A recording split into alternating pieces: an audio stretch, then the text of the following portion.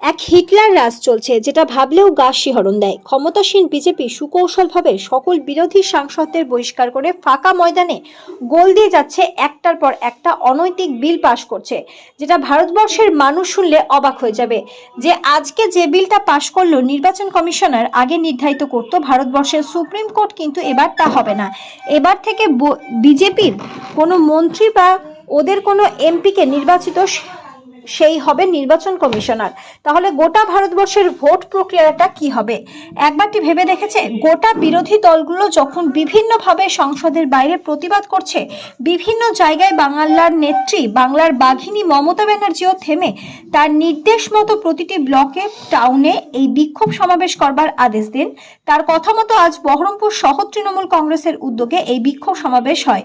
উপস্থিত ছিলেন বহরমপুর সাংগঠনিক সভাপতি তথা বিধায়ক অপূর্ব সরকার থেকে শুরু করে কবি সাহিত্যিক অশোক দাস, অপূর্ব দত্ত, নবকুমার পাল থেকে শুরু করে টাউন সভাপতি বাবন রায়, তাপস রায়, বহরমপুর পৌরসভার উপপৌরপতি স্বরূপ সাহা থেকে শুরু করে টাউনের সকল নেতৃত্ব ও বহরমপুরের সকল কাউন্সিলররা আজকের এই সমাবেশে উপস্থিত ছিলেন। আজকের এই সমাবেশের লোক ছিল চোখে পড়ার মতো।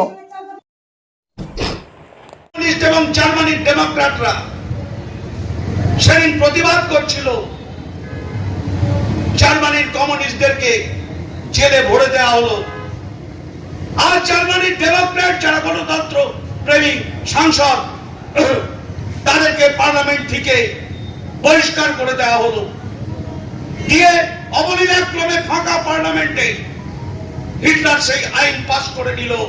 মার্চ মাসে ইলেকশন, হিটলার যা বলবে তাই আইন, এই আইন পাস হলো সেদিন জার্মানির পার্লামেন্টে দাঁড়িয়ে।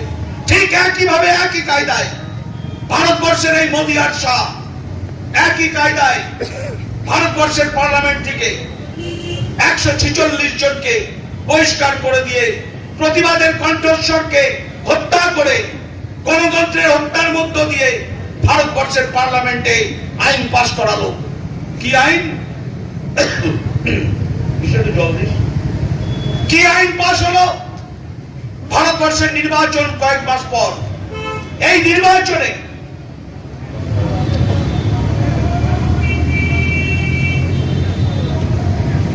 গোটা ভারতবর্ষের নির্বাচন পরিচালনা করে ভারতবর্ষের ইলেকশন কমিশনার।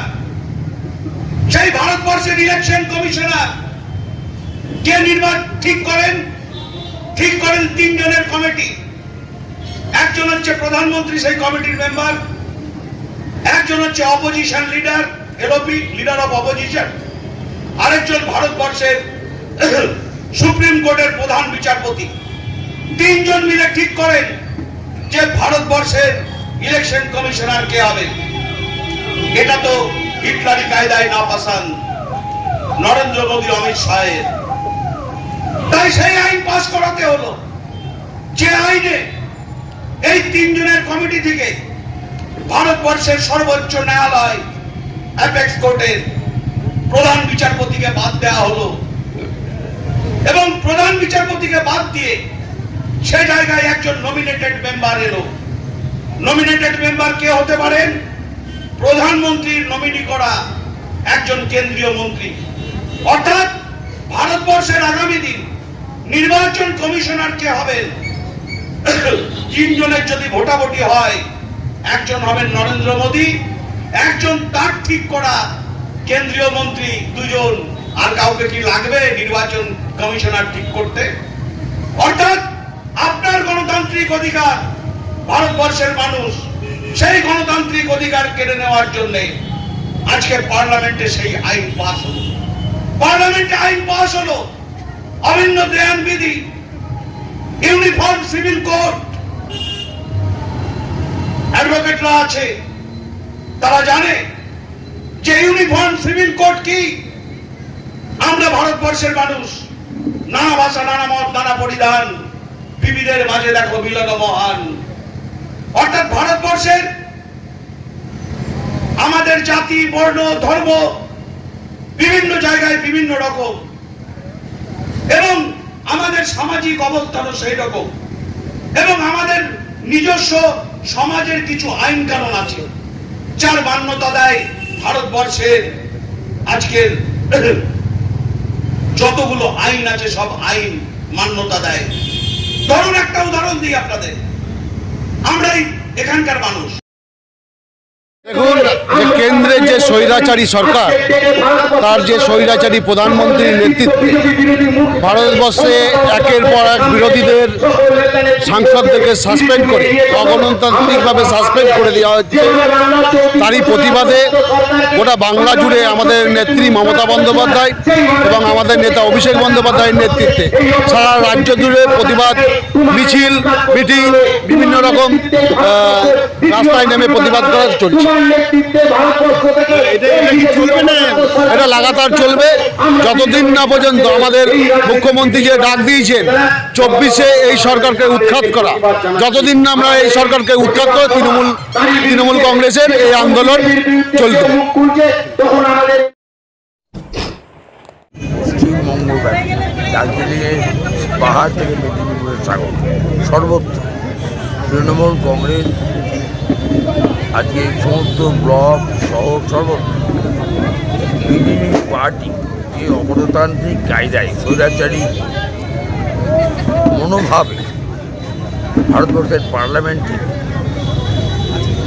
একে এক সমস্ত বিরোধীদের কণ্ঠস্বরকে স্তব্ধ করতে, তৃণমূলের প্রতিবাদী কণ্ঠস্বরকে স্তব্ধ করতে সাসপেন্ড করে যাচ্ছেন।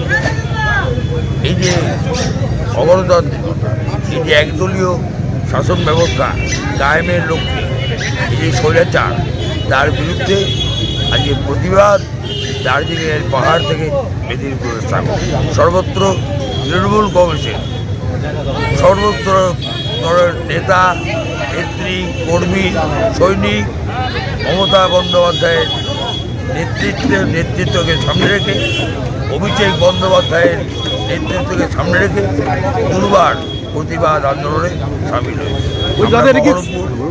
বহরমপুর সাংগঠনিক জেলার পক্ষ থেকে সারা জেলায় চলছে। বহরমপুর শহরে বুকে দাঁড়িয়ে চারুগোপাল মুখার্জি শহরের চেয়ারম্যান, তার উদ্যোগে আয়োজন, বাবন এখানকার টাউন সভাপতি, তার ব্যবস্থাপনায় আজকে এই প্রতিবাদ আন্দোলন মঞ্চে আমরা একে একে এখানে জেলার সভাপতি অপূর্ব সরকার বিধায়ক, তিনিও ছিলেন, এখানকার সমস্ত জেলা নেতৃত্ব ছিলেন। আমরা সেই